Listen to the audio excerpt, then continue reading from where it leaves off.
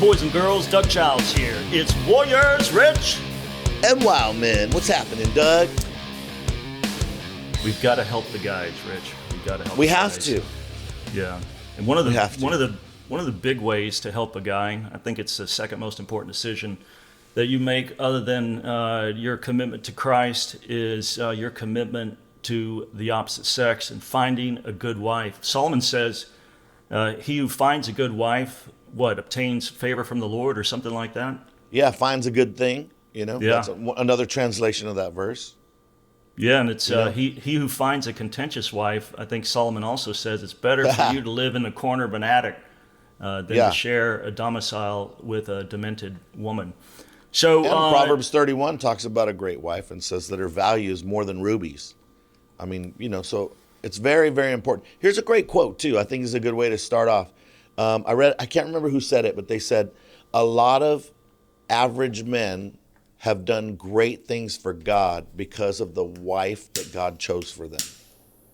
And a lot of great men have done nothing for God because of the wives they chose for themselves. Boom.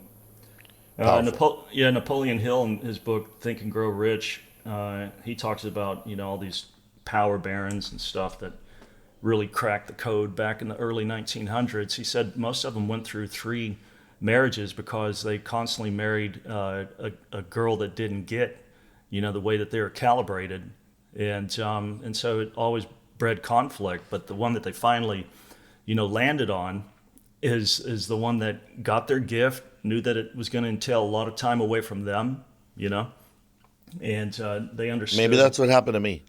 They understood their bents and proclivities, and they weren't like always ragging against it. It's like, this is what I married. Like, people will come over and it's like, man, your wife lets you hunt, and your wife lets you have taxidermy, your wife lets you smoke cigars. It's like, what's this let? That's what she wanted to marry. She didn't marry a tinkerpot. She knew what she's getting into. On a phone call yesterday, and I'm going to use a bad word. Apologies, ladies. Guys, you'll be all right. Get over it. But I was talking to somebody, and they said, yeah, well, this guy's wife won't let him ride a motorcycle. And I said, won't let him? I said, ain't nobody letting me do shit. And he's a pastor. He started cracking up laughing because he couldn't believe I said that. But I said, are you kidding me? I said, my wife doesn't let me. What do you let? I said, I also don't let her do anything. She's a person. I said, apart from sin or something ridiculous, I don't let her. She chooses to do whatever she wants to do. And I said, and surely, as it pertains to something like riding a motorcycle, she's allowed to weigh in on it. And I have to consider what she's saying. She's my wife, and I choose to consider that. And I said, there's nobody letting me. If she has good points and doesn't want me to, and I agree with her and change my mind, fine. But there's no letting. And I think even that language is a bad mindset, Doug, because not only does it create a mentality in me that you're not letting me, so I have no responsibility for my life, then now I can not let you. And that's a controlling thing. To me, that is strange and bizarre, bro. And Christians do that a lot. Yeah, I like it.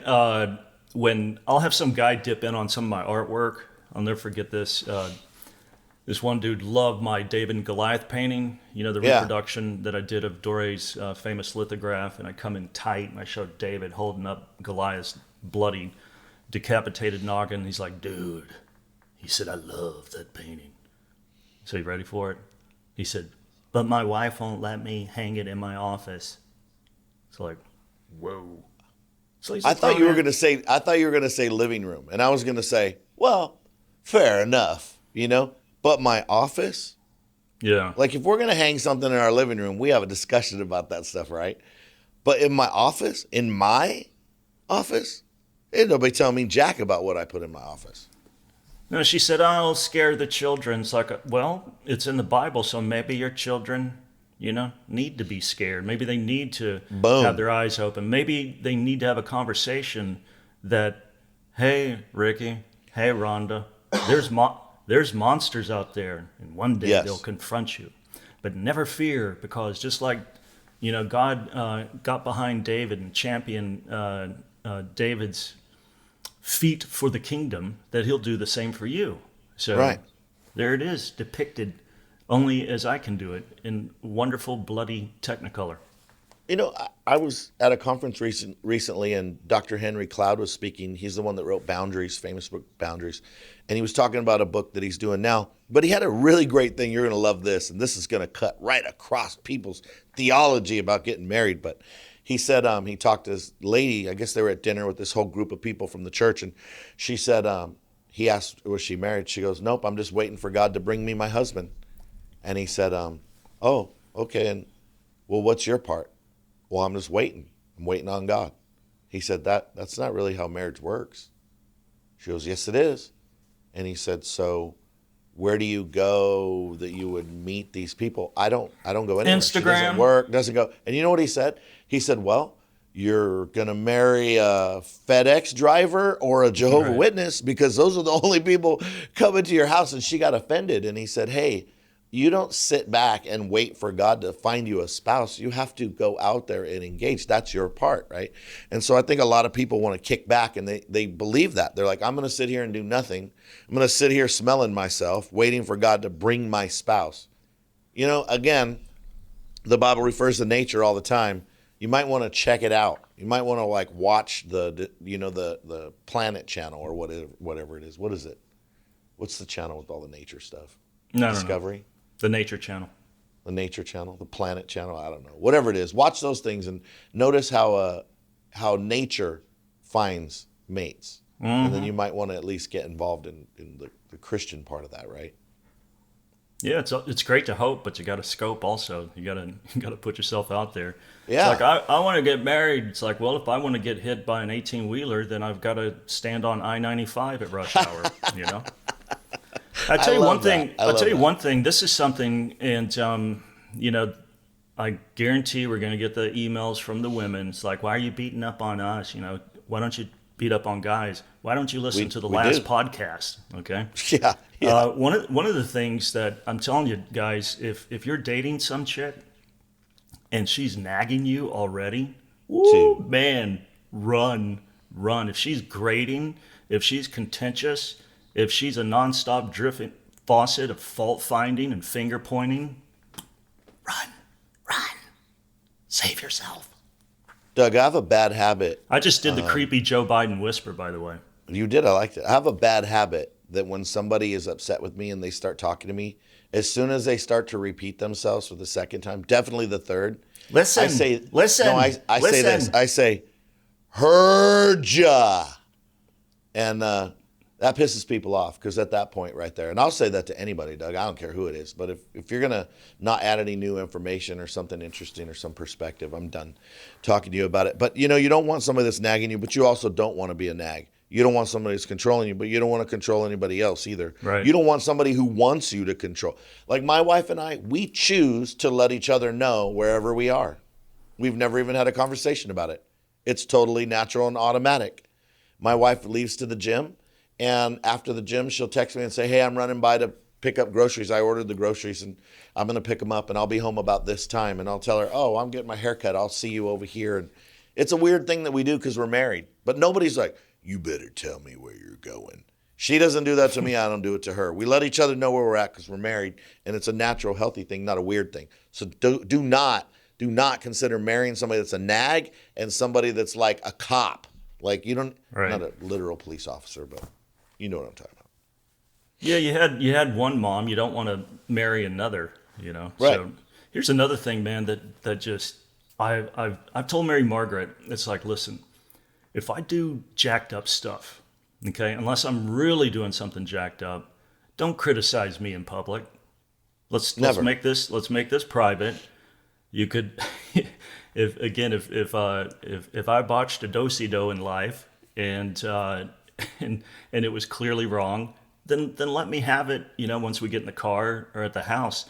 But if you're dating a girl, listen closely, and she is very cool with publicly shaming you, dude, or she's become an expert in unveiling anything about you that'll cause you to want to jump in front of a speeding bus, and you guys haven't said your nuptials, then run away Run, Yeah, run for Forrest. your life. Yeah. Run, Forrest. Oh, Run. and you know the flip side of that, Doug, is also don't make jokes about your spouse or your girlfriend Oh, I was in only public. joking, Rich. I was only joking. But I You mean, know? guys do that too. They shouldn't make fun of them. That's not cool, you know. But in public is not the place to have those discussions. It's later. That's what we do as adult married people. And if it, you know, shoot them a text right at the table and say, "Stop it."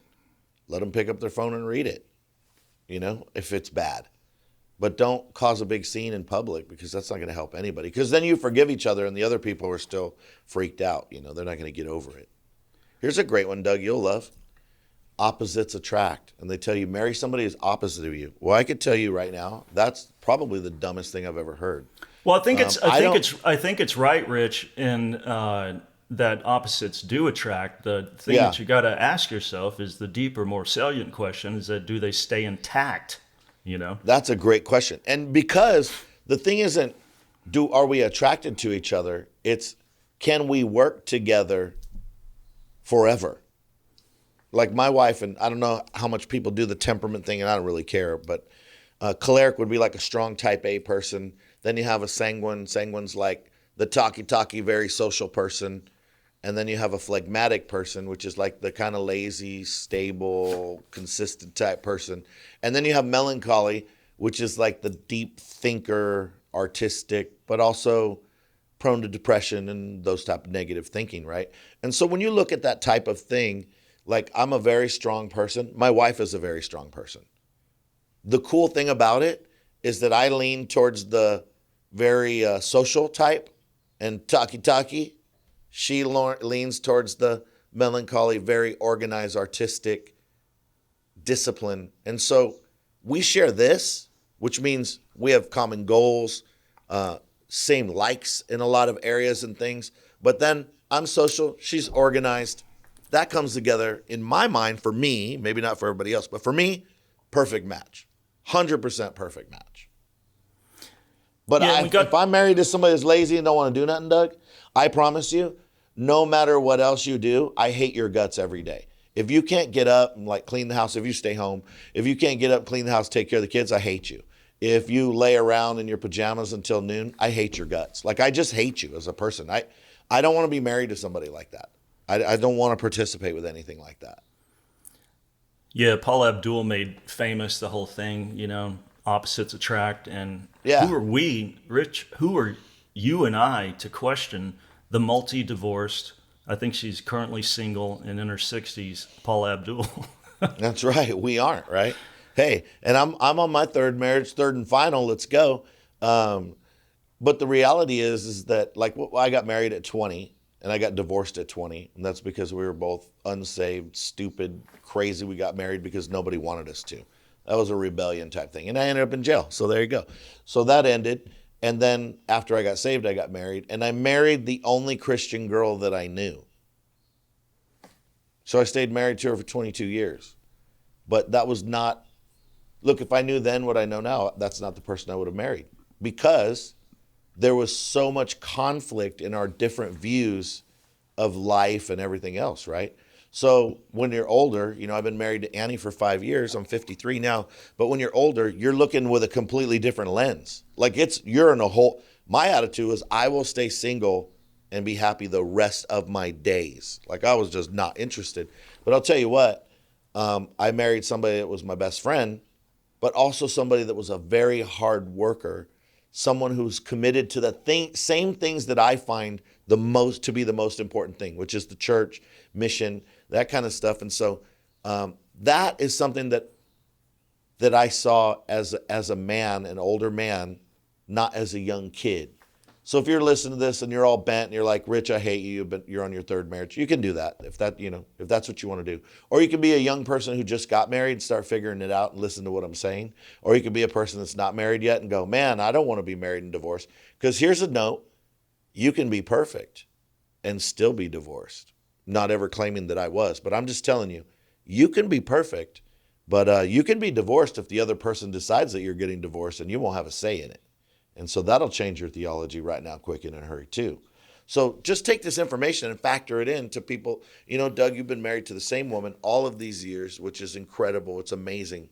You know, But if people don't want to listen and get the perspectives of what we're trying to say, then don't listen. But a wise person knows they can learn something from anyone. Yeah, and you can pay us now or pay us later. Here's another. Here's another. Yeah, I don't want you to get divorced and then say, yeah, you were right. I don't want to hear that, That's way too costly in multifaceted ways. Here's another thing to avoid, young squires, is that if your girlfriend, if she's super hot and yet like on the crazy hot matrix, if she's super hot and she's also a drama queen, not worth it. If everything's No way. Everything's a 5-alarm fire with her, run away. If she makes the atmosphere of y'all's dating or whatever incredibly tense and makes it crazy, then crazy will make you crazy. And again, I get the physiological attraction to a beautiful, beautiful young lady, but it ain't worth it, man. If she's a nutcase, Yeah. run the other way. If they're raised in trauma, they'll be addicted to drama because they find their value in the crisis, and they find that it's what gets them attention and makes them feel important and makes them feel alive. That's a broken person. Well, you say, well, yeah, everybody's been through trauma. Good. Make sure you get healed before you get married, not after, before. Because my old pastor, Pastor Castellanos, used to say this. People think if I get married, it'll fix my wounds and the problems that I have in my life. And he said that's absolutely the opposite. He said marriage is the most intimate and the closest relationship you can have. And so it aggravates the deepest wounds at a level that you can't even imagine. It intensifies the wounds. And so if you know a person and you're interested in them, then work towards healing that person, getting healed before you consider marriage, even as a friend. You don't want to go into that kind of stuff. Not drama. No way, man. Say the drama for your mama.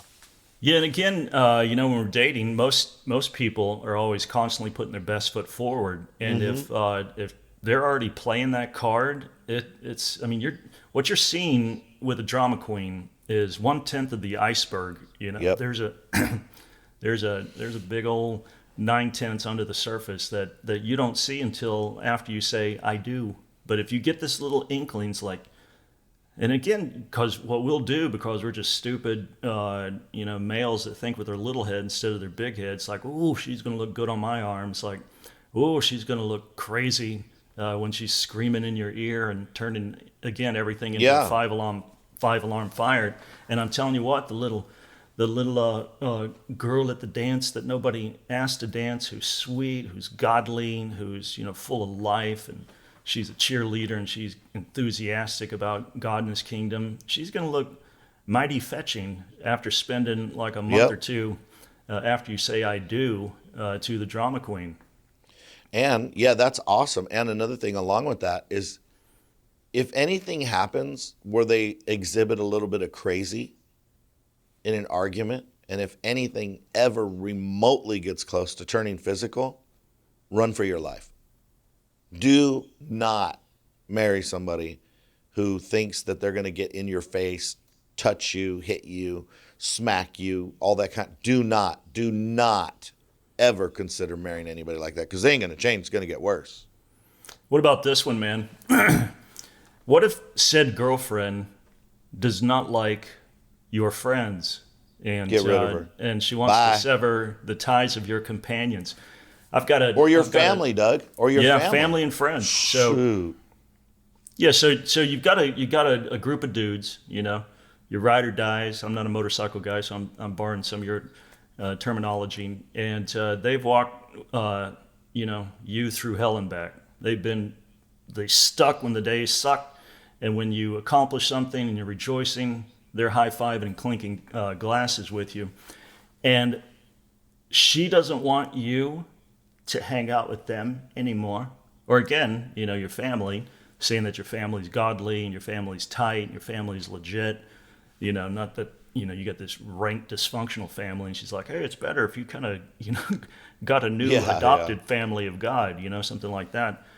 But if they're legit and your friends are good amigos and stuff, and she tries to put a wedge between you and them, split, run for the hills. Yes, absolutely. Absolutely. That's weird. Well, it's also controlling and strange. Domineering. Pass. Here's another thing, man. And because again, all this stuff gets exacerbated after you say "I do." If your girlfriend will never apologize to you in the odd event that she does something to hurt you, which I don't know if you've seen Christopher Titus, his video "Love Is Evil." It's hilarious, and I tell every young guy, you got to watch "Love Is Evil" by Christopher Titus. And his wife tried to stab him, and actually did stab him in the stomach when they got into an altercation. And then she goes through all of the various reasons why Christopher made her stab him. Yeah, not good. Definitely not good. Right. Hey, here's something interesting with the Johnny Depp and the Amber Heard case and everything that's going on with that. And if people don't know, the reason that they're in court is because she came out in an article in an interview and said that he abused her, spousal abuse and domestic violence and all this stuff, and it killed his career essentially. So he sued her, which is right. And in court, we're finding out a lot of different things. And I read something this morning, Doug, that really blew me away. Is they had a recording of a conversation, and she didn't know that. And the Johnny Depp. Yeah. Yeah, Johnny Depp. Johnny Depp's lawyer said to her, do you know why he will not look you in your eyes? And I didn't realize that, but he won't look at her. He literally won't even look at her. And she said, no, I don't know. He said, are you sure you don't know? She said, no, I don't know why he won't look. And they played a recording, Doug, of when she was telling him that she was divorcing him. And in the recording, she says, can I just have one last hug before I go? And he turns, you could tell by his voice, and he says, no. He said, you don't care about me. You don't want anything to do with me. And this is what he says, powerful. You will never see my eyes again. Wow. Bro, I became a Johnny Depp fan. I was like, that's a guy who understands a relationship. And I'm not trying to support everything he does, obviously. Don't people get all stupid. But dude, that's a guy who was like, man, I was in a relationship. I thought we were in love. You want a hug before we leave? You're never, and he won't look at her, Doug, at all under any circumstances. He will not even look at her and make eye contact. He's letting her know, I'm removing you from my life. Look, man, you don't want to be married to somebody that's that kind of drama and that kind of trauma. I mean, obviously the freak stuff that she did that was weird, but not just that. The emotional pain that somebody causes. I'm in no way making an excuse for her, but that is a messed up person who never got healed and got into a relationship and dominated and destroyed another person. Yeah, and she's not coming off as a sympathetic character. I mean, she took a crap in his bed, and here's something that as a practical joke, she said. Right, that's a funny one. Hey, so when they did the movie Rum Diary, she said that they went on a press tour and just flew all over and stayed in the greatest hotels in London and Paris. Folks, young guy, if that's what you're doing, that is so removed from reality. You're not seeing the person. I guarantee he saw. It's like, she's kind of naggy, right then. She kind of hates my mother, and she's not really liking my friends. And she punched me in the jaw the other day when I ordered the wrong wine, and so. But you get all this hot sex going on. You got this beautiful. At least when she was in Rum Diary, she's a full-on smoke show. She's a great-looking girl, but again, it's the crazy hot matrix. Yep. You gotta watch it. Beware what you ask for, man. Yes. Caviar the emptor, and these are just some things that Rich and I have bounced through and seen personally, and with other couples, and we're here to help, folks. We're here to help you. Navigate the Sargasso swamps, which is the male-female relationship, and try to curtail as much crap as possible, and to land on your feet with a man or woman of God that doesn't turn into a she-devil that sucks the living life out of you. And something too, Doug, is that you might be thinking, well, you didn't even mention that they love the Lord. It's like, well, to be honest, that's already implied before we even start a discussion. I mean, we don't start off with make sure they love God. Like, you need to make sure they love God. And that should be obvious. Like, that should be a non-negotiable. And you should make a list. If you're trying to find a spouse, you should make a list of things that are non-negotiables. And then make a list of things that are negotiable that you'd like to have. in a spouse. And if you look at the non-negotiables, they should be serious things, not she has to have blonde hair and blue eyes. That's stupid. If you think like that, you're an idiot anyway. But I mean, my wife has blonde hair and blue eyes, but that wasn't a non-negotiable for me, right? But you write down on that list the non-negotiables, that they love God, that this is some things about them. And then on the other side, here's some things I'd like to see, that they are set in a career, or they're pursuing a career, and they're a person who's interested in the things. And you put down a list of things, and you might trade off some of the non-negotiables. But when it comes to the non-negotiables, we don't trade any of those. Don't compromise any. So make sure you make the list before you get emotionally involved with the person, because then you'll adjust the list and change it to fit the person because you have these emotions towards them. And so sit down and make a list. Pray and make a list. Here's the things that I will not sacrifice. I will not give up on. And here's some things I'd like to see, but I'm willing to give up some of those, trade-off type stuff. And pray about those things. And again, guys are into looks and stuff. And so you've got, this perfect girl in your Warrington brain. And, add to, the good-looking girl, add to this, to that equation, that she has to have the heart of Mother Teresa. Yeah, man. If she's good-looking and she doesn't have that, then, again, a good run's better than a bad stand. And also, if everyone around you thinks it's a bad idea, you should probably listen. Too many times, when people are wanting to get married or they're dating somebody, they overlook all their faults and all their little things, like everything we've been talking about, because they're in love with them. And as soon as they're married, they want to pick at every little fault and every little thing. Well, you got it backwards. You got to switch that. Before you get married, you want to pick out everything and pay attention to every little thing. And if there's too many red flags, you got to bail. But once you get married, you made your bed, baby. Now it's time to pray and help that person to become who God's called them to be. So you want to think about all that stuff ahead of time before it happens. Make the list. So, Warriors and Wild Men viewers, single guys, hoping and scoping, looking for love in all the wrong places. Rich and I would like to tell you, you're welcome for this podcast. And you're Rich, very welcome. Yeah, what else they need to know, big dog? They need to go to warriorsandwildmen.com. Subscribe. It's free. We'll hit you up with a couple emails a week, let you know what's happening. You can still listen wherever you like to listen to your podcast. And if you want to help us out to support the ministry, make it happen, reach more people, go deeper, farther, wider, hit the war chest. It's tax deductible. If you give, we'll send you the information on that. And for those that are doing that, man, we appreciate you guys. You're keeping us on the air, making it happen. Warriors and Wildmen, out.